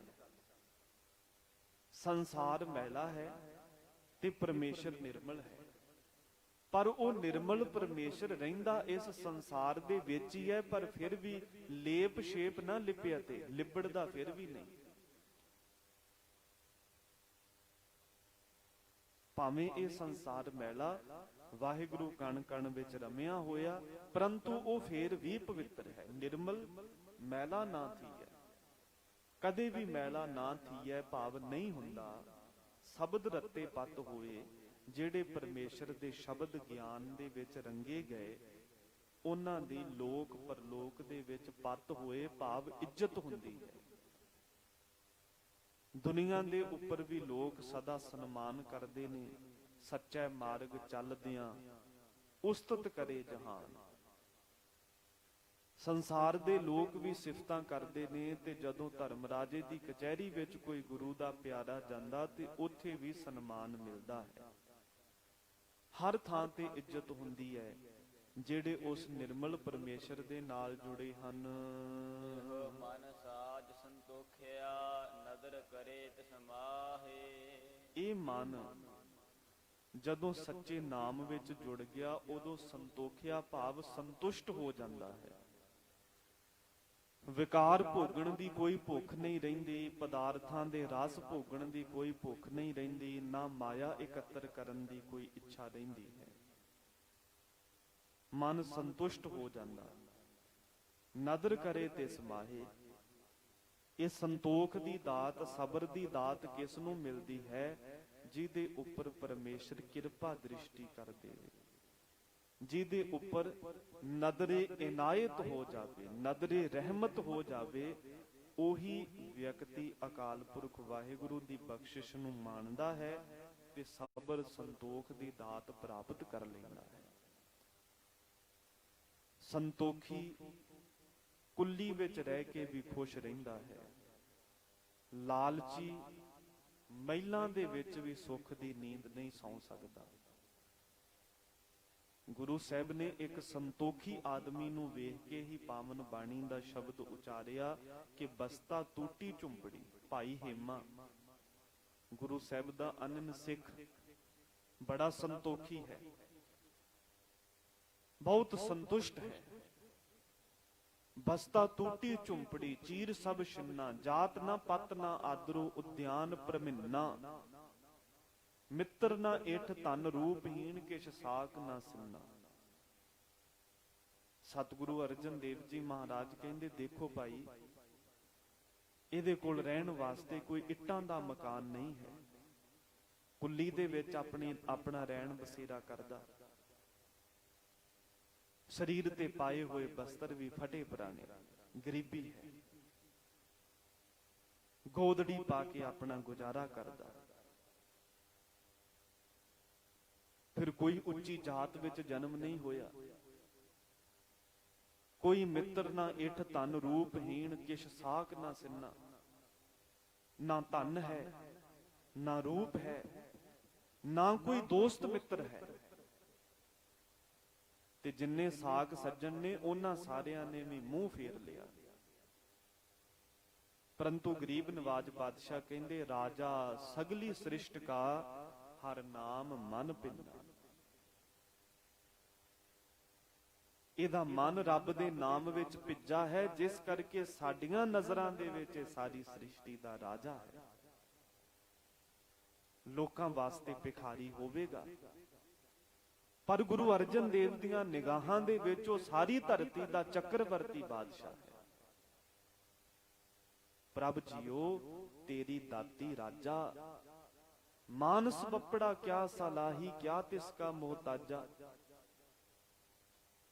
ਦੁਨੀਆ ਦੇ ਵਿੱਚ ਜਦੋਂ ਰਾਜੇ ਤੇ ਭਿਖਾਰੀ ਦੀ ਵਿਆਖਿਆ ਕੀਤੀ ਜਾਂਦੀ ਹੈ, ਉਹ ਵਿਆਖਿਆ ਹੋਰ ਢੰਗ ਦੀ ਹੈ। ਦੁਨੀਆ ਉਸ ਨੂੰ ਰਾਜਾ ਮੰਨਦੀ ਹੈ ਜਿਹਦਾ ਹੁਕਮ ਚੱਲਦਾ ਹੋਵੇ, ਪਰਜਾ ਜਿਸ ਦੇ ਕਹਿਣ ਤੇ ਤੁਰਦੀ ਹੋਵੇ, ਜਿਸ ਕੋਲ ਫੌਜਾਂ, ਹਾਥੀ ਘੋੜੇ, ਸਲਤਨਤ, ਬੜਾ ਵੱਡਾ ਕਾਰੋਬਾਰ, ਬਹੁਤ ਤਕੜਾ ਜਿਹਦਾ ਕਾਰਜਕਾਲ ਹੋਵੇ, ਉਹ ਰਾਜਾ ਹੈ। ਪਰ ਗੁਰੂ ਗ੍ਰੰਥ ਸਾਹਿਬ ਦੀ ਬਾਣੀ ਅਨੁਸਾਰ ਰਾਜਾ ਦੇ ਅਰਥ ਬਹੁਤ ਵੱਖਰੇ ਨੇ ਤੇ ਬੜੇ ਨਿਰਾਲੇ ਨੇ। ਮਹਾਰਾਜ ਬਾਣੀ ਅੰਦਰ ਕਹਿੰਦੇ ਨੇ, ਰਾਜਾ ਅਸਲ ਵਿੱਚ ਉਹ ਹੈ ਜਿਹੜਾ ਰੱਜ ਗਿਆ ਹੈ। ਪ੍ਰਭ ਜੀਓ ਤੇਰੀ ਦਾਤੀ ਰਾਜਾ, ਰੱਜੇ ਹੋਏ ਦਾ ਨਾਮ ਰਾਜਾ ਹੈ ਤੇ ਭੁੱਖੇ ਦਾ ਨਾਮ ਭਿਖਾਰੀ ਹੈ। ਇਹ ਵਿਆਖਿਆ ਗੁਰਬਾਣੀ ਤੋਂ ਬਾਹਰ ਕਿਤੇ ਨਹੀਂ ਮਿਲੇਗੀ। ਮਹਾਰਾਜ ਕਹਿੰਦੇ ਜਿਹੜਾ ਮੰਗਣ ਵਾਲਾ ਹੈ, ਭਾਵੇਂ ਉਹ ਮਹਿਲਾਂ ਵਿੱਚ ਰਹਿ ਕੇ ਰਾਜ ਪ੍ਰਾਪਤ ਕਰਕੇ ਵੀ ਮੰਗਦਾ ਹੈ, ਗੁਰੂ ਸਾਹਿਬ ਕਹਿੰਦੇ ਇਹ ਮੰਗਤਾ ਹੈ। ਮੰਗਣ ਵਾਲੇ ਦਾ ਨਾਮ ਮੰਗਤਾ ਹੈ, ਰੱਜੇ ਹੋਏ ਦਾ ਨਾਮ ਰਾਜਾ ਹੈ। ਇਸ ਕਰਕੇ ਸਤਿਗੁਰੂ ਸੱਚੇ ਪਾਤਸ਼ਾਹ ਕਹਿੰਦੇ, ਜਿਹਦੇ ਤੇ ਵਾਹਿਗੁਰੂ ਦੀ ਕਿਰਪਾ ਦ੍ਰਿਸ਼ਟੀ ਹੋ ਜਾਵੇ, ਉਹ ਕੁੱਲੀ ਵਿੱਚ ਰਹਿ ਕੇ ਵੀ ਸੰਤੁਸ਼ਟ ਰਹਿੰਦਾ ਹੈ। ਪਰਮਾਤਮਾ ਦੇ ਹਰ ਭਾਣੇ ਨੂੰ ਉਹ ਖਿੜੇ ਮੱਥੇ ਸਵੀਕਾਰ ਕਰਦਾ ਹੈ। ਉਹਦੇ ਵਰਤਾਏ ਹੋਏ ਹਰ ਕੌਤਕ ਦੇ ਵਿੱਚੋਂ ਆਨੰਦ ਲੱਭ ਲੈਂਦਾ ਹੈ। ਜੋ ਮਰਜ਼ੀ ਵਾਪਰ ਜਾਵੇ, ਪਰਮੇਸ਼ਰ ਦੇ ਪਿਆਰੇ ਸਦਾ ਹੀ ਆਨੰਦ ਵਿੱਚ ਰਹਿੰਦੇ ਨੇ, ਕਿਉਂਕਿ ਨਦਰ ਕਰੇ ਤੇ ਸਮਾਹੇ। ਵਾਹਿਗੁਰੂ ਨੇ ਕਿਰਪਾ ਦ੍ਰਿਸ਼ਟੀ ਕਰਕੇ ਐਸੇ ਨਿਹਾਲ ਕਰ ਦਿੱਤਾ ਹੈ। ਭੂਤ ਸੱਚ ਪੈ ਰਤੇ, ਜੋਤ ਸੱਚੀ ਮਨ ਮਾਹੇ। ਜਿਹੜੇ ਪੰਜ ਭੂਤ ਭਾਵ ਪੰਜ ਤੱਤ ਹਨ, ਇਹ ਪਰਮੇਸ਼ਰ ਦੇ ਭੈ ਵਿੱਚ ਰੰਗੇ ਹੋਏ ਨੇ। ਹਵਾ, ਪਾਣੀ, ਅੱਗ, ਆਕਾਸ਼, ਧਰਤੀ, ਇਹ ਸਾਰੇ ਪਰਮੇਸ਼ਰ ਦੇ ਪਾਣੀ ਵਾਹਿਗੁਰੂ ਦੇ ਭਾਣੇ ਵਿੱਚ ਨੇ। ਉਹਦੇ ਭਾਣੇ ਤੋਂ ਬਗੈਰ ਕੋਈ ਵੀ ਨਹੀਂ। ਸਾਰੇ ਹੀ ਤੱਤ ਉਹਦੇ ਭੈ ਦੇ ਅਧੀਨ ਹਨ। ਜੋਤ ਸੱਚੀ ਮਨ ਮਾਹੇ, ਔਰ ਉਸੇ ਅਕਾਲ ਪੁਰਖ ਵਾਹਿਗੁਰੂ ਦੀ ਸੱਚੀ ਜੋਤ ਹਰ ਇੱਕ ਜੀਵ ਦੇ ਹਿਰਦੇ ਵਿੱਚ ਵਸ ਰਹੀ ਹੈ। ਨਾਨਕ ਔਗਣ ਵੀਸਰੇ, ਗੁਰ ਰਾਖੇ ਪਦ ਤਾਹੇ। ਸਾਹਿਬ ਸ੍ਰੀ ਗੁਰੂ ਨਾਨਕ ਦੇਵ ਜੀ ਮਹਾਰਾਜ ਪਾਵਨ ਸ਼ਬਦ ਦੀ ਸਮਾਪਤੀ ਕਰਦੇ ਬਖਸ਼ਿਸ਼ ਕਰਦੇ ਹਨ ਕਿ ਜਿਨ੍ਹਾਂ ਦੇ ਉੱਪਰ ਗੁਰੂ ਦੀ ਕਿਰਪਾ ਦ੍ਰਿਸ਼ਟੀ ਹੋ ਜਾਵੇ, ਗੁਰੂ ਸਾਹਿਬ ਜਿਨ੍ਹਾਂ ਦੇ ਰਾਖੇ ਬਣ ਜਾਣ, ਉਹਨਾਂ ਨੂੰ ਔਗਣ ਵਿਸਰੇ ਭਾਵ ਔਗਣ ਭੁੱਲ ਜਾਂਦੇ ਨੇ, ਪਾਪ ਕਰਨੇ ਭੁੱਲ ਜਾਂਦੇ ਨੇ। ਵੈਸੇ ਬੰਦਾ ਕਈ ਵਾਰ ਕੋਈ ਹੁਨਰ ਸਿੱਖ ਕੇ ਤੇ ਜੇ ਕੁਝ ਸਮਾਂ ਉਹਦਾ ਅਭਿਆਸ ਨਾ ਕਰੇ, ਉਸ ਹੁਨਰ ਨੂੰ ਭੁੱਲ ਜਾਂਦਾ ਹੈ, ਗੁਣ ਨੂੰ ਭੁੱਲ ਜਾਂਦਾ ਹੈ। ਲੰਬਾ ਸਮਾਂ ਅਭਿਆਸ ਨਾ ਕਰੇ ਤੇ ਗੁਣ ਭੁੱਲ ਜਾਂਦੇ ਨੇ। ਪਰ ਔਗਣ ਇੰਨੇ ਕਮਬਖਤ ਨੇ, ਇਹ ਕਦੇ ਨਹੀਂ ਭੁੱਲਦੇ। ਔਗਣ ਨਹੀਂ ਵਿਸਰਦੇ, ਪਾਪ ਨਹੀਂ ਵਿਸਰਦੇ, ਪੁੰਨ ਵਿਸਰ ਜਾਂਦੇ ਨੇ। ਪਰ ਮਹਾਰਾਜ ਕਹਿੰਦੇ ਜਿਹਦੇ ਉੱਪਰ ਗੁਰੂ ਦੀ ਕਿਰਪਾ ਹੋਵੇ, ਔਗਣ ਵਿਸਰੇ, ਉਹਨੂੰ ਔਗਣ ਭੁੱਲ ਜਾਂਦੇ ਨੇ, ਗੁਣ ਤਾਂ ਯਾਦ ਰਹਿ ਜਾਂਦੇ ਨੇ। ਗੁਣਾਂ ਨੂੰ ਤੇ ਗ੍ਰਹਿਣ ਕਰਦਾ ਹੈ, ਪਰ ਔਗਣਾਂ ਦਾ ਤਿਆਗ ਕਰ ਦਿੰਦਾ। ਮਨ ਅੰਦਰੋਂ ਜਿੰਨੇ ਵੀ ਔਗਣ ਨੇ, ਭਾਵ ਨਿੰਦਿਆ, ਚੁਗਲੀ, ਈਰਖਾ, ਦਵੈਸ਼, ਫਿਰ ਮਾਨ, ਮੋਹ, ਮਦ, ਮਤਸਰ, ਈਰਖਾ, ਇਹ ਸਾਰੇ ਹੀ ਔਗਣ ਵਿਸਰ ਜਾਂਦੇ। ਗੁਰ ਰਾਖੇ ਪਤ ਤਾਹੇ, ਤਾਹੇ ਭਾਵ ਉਸੇ ਦੀ ਹੀ ਪਤ ਹੈ, ਉਸੇ ਦੀ ਹੀ ਲੋਕ ਪਰਲੋਕ ਵਿੱਚ ਇੱਜ਼ਤ ਹੈ ਭਾਈ, ਜਿਨ੍ਹਾਂ ਦੇ ਰਾਖੇ ਗੁਰੂ ਸਾਹਿਬ ਬਣੇ ਹਨ, ਜਿਨ੍ਹਾਂ ਦੀ ਰਖਵਾਲੀ ਸੱਚੇ ਸਤਿਗੁਰਾਂ ਨੇ ਕੀਤੀ ਹੈ। ਰਖਵਾਲਾ ਗੋਬਿੰਦ ਰਾਏ, ਭਗਤਨ ਕੀ ਰਾਸ, ਬਿਗਨ ਨਾ ਕੋਉ ਲਾਗਤਾ ਗੁਰ ਪਹਿ ਅਰਦਾਸ। ਗੁਰੂ ਸਾਹਿਬ ਰਖਵਾਲੇ ਬਣ ਜਾਣ ਤੇ ਫਿਰ ਕਿਸੇ ਵੀ ਤਰ੍ਹਾਂ ਦਾ ਵਿਘਨ ਨਹੀਂ ਵਿਆਪਦਾ। ਕੋਈ ਦੁੱਖ, ਕੋਈ ਦਰਦ, ਕੋਈ ਕਲੇਸ਼, ਕੋਈ ਰੁਕਾਵਟ ਜ਼ਿੰਦਗੀ ਵਿੱਚ ਨਹੀਂ ਰਹਿੰਦੀ ਜਦੋਂ ਅਕਾਲ ਪੁਰਖ ਵਾਹਿਗੁਰੂ ਅਤੇ ਗੁਰੂ ਸਾਹਿਬ ਕਿਰਪਾ ਦ੍ਰਿਸ਼ਟੀ ਦੁਆਰਾ ਵੇਖਦੇ ਹਨ। ਸਾਹਿਬ ਸ੍ਰੀ ਗੁਰੂ ਨਾਨਕ ਦੇਵ ਜੀ ਮਹਾਰਾਜ ਦੀ ਰਸਨਾ ਤੋਂ ਉਚਾਰਨ ਕੀਤਾ ਹੋਇਆ ਇਹ ਪਾਵਨ ਸ਼ਬਦ, ਜਿਸ ਵਿੱਚ ਸਤਿਗੁਰੂ ਜੀ ਨੇ ਕਲਿਆਣਮਈ ਉਪਦੇਸ਼ ਬਖਸ਼ਿਸ਼ ਕਰਕੇ ਸਰਬੱਤਰ ਜੀਵਾਂ ਦਾ ਉਦਾਹਰਨ ਕੀਤਾ ਹੈ। ਸਤਿਗੁਰੂ ਸਾਹਿਬ ਕਿਰਪਾ ਕਰਨ, ਗੁਰਬਾਣੀ ਵਿਚਾਰ ਸਾਡੇ ਹਿਰਦਿਆਂ ਵਿੱਚ ਵਸ ਜਾਵੇ ਤਾਂ ਕਿ ਲੋਕ ਪਰਲੋਕ ਸਫਲ ਹੋ ਜਾਏ। ਇੰਨੀਆਂ ਬੇਨਤੀਆਂ ਪ੍ਰਵਾਨ ਕਰਨੀਆਂ, ਵਿਚਾਰ ਕਰਦਿਆਂ ਹੋਈ ਭੁੱਲ ਚੁੱਕ ਦੀ ਖਿਮਾ ਬਖਸ਼ਣੀ ਜੀ, ਅੱਗੇ ਵਾਸਤੇ ਸਮਤ ਬਖਸ਼ਣੀ। ਦੋ ਪੰਕਤੀਆਂ ਪੜ੍ਹ ਕੇ ਸਮਾਪਤੀ ਹੈ ਜੀ। ਪੰਚ ਸੱਚ ਭੈ ਰਤੇ, ਜੋਤ ਸਚੀ ਮਨ ਮਾਹੇ। ਨਾਨਕ ਔਗਣ ਵੀਸਰੇ, ਗੁਰ ਰਾਖੇ ਪਦ ਤਾਹੇ। ਵਾਹਿਗੁਰੂ ਜੀ ਕਾ ਖਾਲਸਾ, ਵਾਹਿਗੁਰੂ ਜੀ